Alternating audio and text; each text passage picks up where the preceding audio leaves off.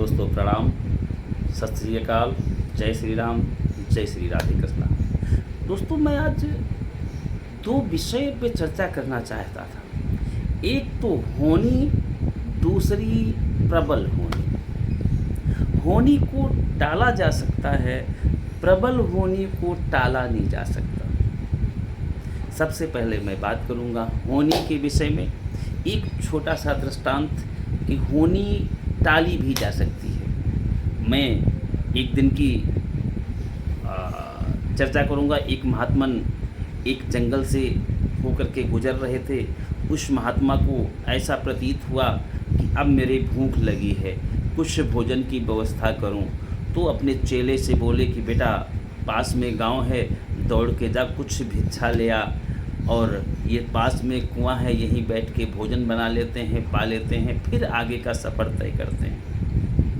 बच्चा दौड़ता हुआ गया, गांव में 2-4 घरों में भिक्षा ली।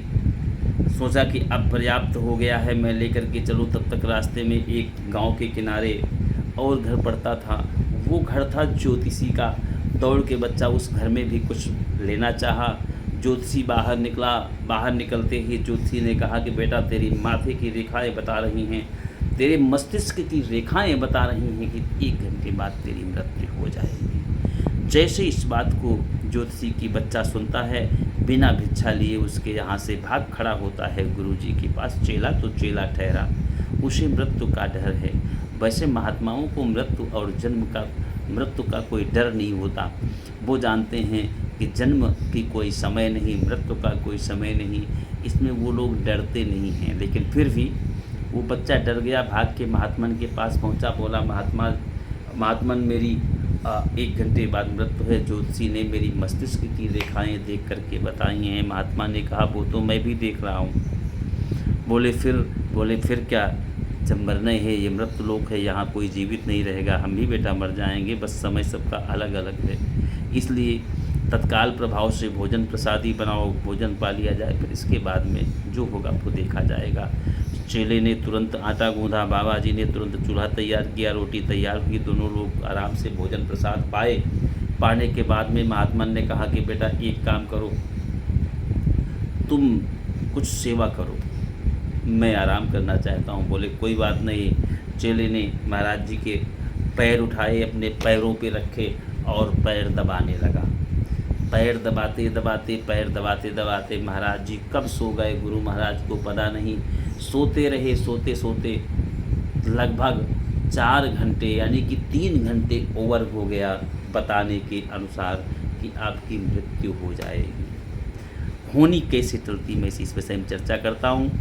महाराज जी जब 4 घंटे बाद जगते हैं, आंखें खोलते हैं तो वो देखते हैं कि बेटा तो पैर दबा रहा है, चेला तो मेरा पैर दबा रहा है।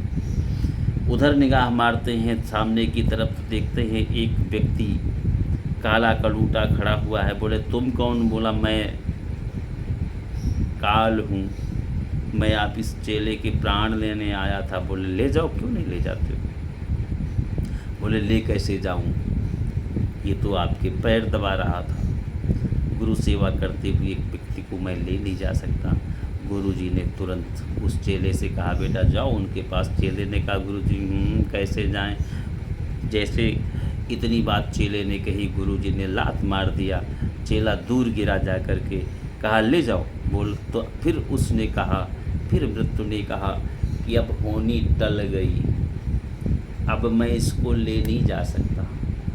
आई गुरु सेवा कर रहा था, आपकी सेवा में लगा था, अब इसकी मृत्यु टल गई है, इसका समय टल गया है। अगला समय फिर जब निश्चित होगा तब बात की जाएगी। ये है होनी। तत्पश्चात मैं प्रबल होनी का वीडियो आप लोगों के समक्ष डालूँगा, उसको आप लोग ध्यानपूर्वक सुनना, ऐसा मेरा प्रयास रहता है कि जल्दी मैं आप लोगों से वार्ता करूं। बहुत लंबा वीडियो हो जाता है। सत श्री अकाल, प्रणाम, जय श्री राम, जय श्री राधे कृष्णा।